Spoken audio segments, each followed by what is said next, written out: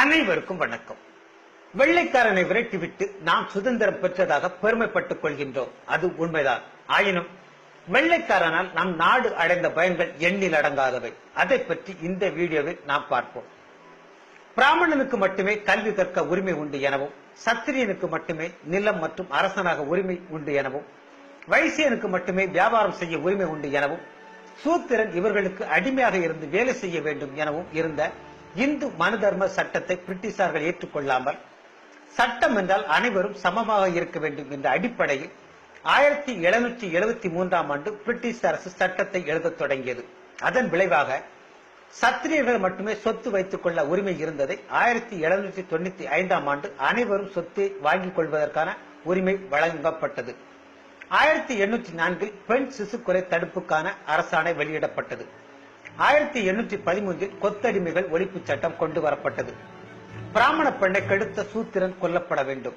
இந்து மனு சட்டம் 7 374 375.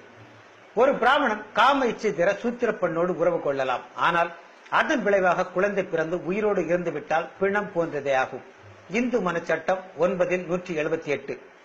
பிராமணன் தப்பு செய்தால் தண்டனை இல்லாமல் இருந்த நிலையில் பிராமணர்கள் குற்றம் புரிந்தவராக இருப்பின் அவர்களும் தண்டனை பெறுவதற்கான அரசாணை 1817 பிரிட்டிஷாரால் கொண்டு வரப்பட்டது.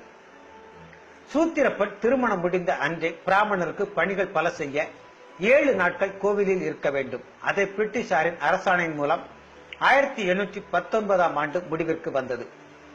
பிராமணன் மட்டுமே கல்வி கற்க முடியும் என்ற நிலையில் இருந்த இந்து சட்டத்தை 1835 லார்ட் மெக்காலேயின் சீரிய முயற்சியின் விளைவாக சூத்திரனும் கல்வி கற்கலாம் என்ற அரசாணை வெளியிடப்பட்டது.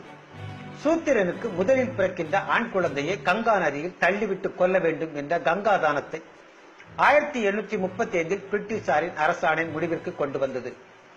1835 சூத்திரர்கள் நாற்காலியில் உட்கார்வதற்கான அரசாணை கொண்டு வரப்பட்டது.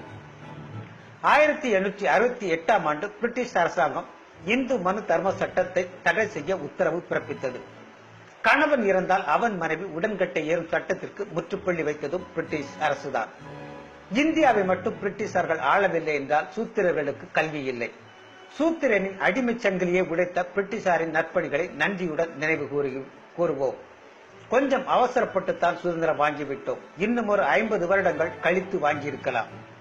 அதற்குள் நாடு முழுவதும் உள்ள அத்தனை நதிகளையும் இணைத்து விட்டிருப்பான் அந்த வெள்ளைக்காரன். நாம் தான் கூவத்தை கூட தூர்வாராத கூமுட்டைகளாயிற்றே. நாடு முழுவதும் எப்போதோ புல்லட் ரயில் வந்திருக்கும்.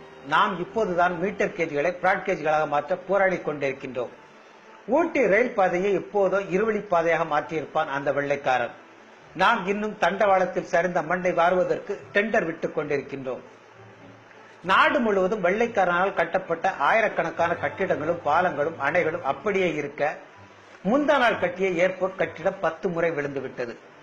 நாட்டிற்கு வருமானத்தை தரும் சேது சமுத்திர திட்டத்தை 40 வருடங்களுக்கு முன்னாலேயே நிறைவேற்றியிருப்பான் வெள்ளைக்காரன்.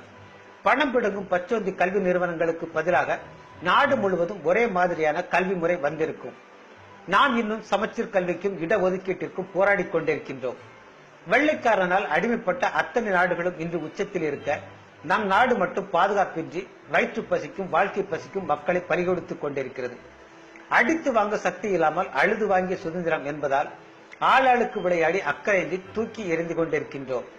மண்ணுக்கு மட்டுமே சுதந்திரம் வாங்கினோம், மக்களுக்கு வாங்க தவறிவிட்டோம். 120 கோடி மக்கள் தொகையில் 70 கோடி பேர் மக்கள் வறுமை கோட்டுக்கு கீழே. பெருமையாக சொல்லிக் கொள்கின்றோம் 70 ஆண்டுகளை நெருங்கிவிட்டோம் என்று. இன்று வரை பிளாட்பாரங்கள் நடக்க பயன்படுவதில்லை. நம் நாட்டு ஏழைகள் அங்கு குடியேறி இருப்பதால் எப்படி குத்திக் கொள்ள முடியும் தேசிய கொடியை? ஒவ்வொரு முறை குத்தும் போதும் இடறி நெஞ்சுக்குள் குத்துகிறது.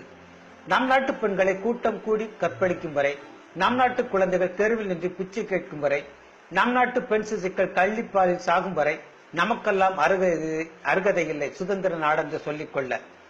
ஆண்டுக்கு 2 நாட்கள் அண்டை நாட்டு கிரிக்கெட்டில் மட்டும் நம் நாட்டு பற்று உயிர் வாழும் என்றால் நாம் அதற்கு அடிமைப்பட்டே இருந்திருக்கலாம் நல்ல காலம் வரும் வரை.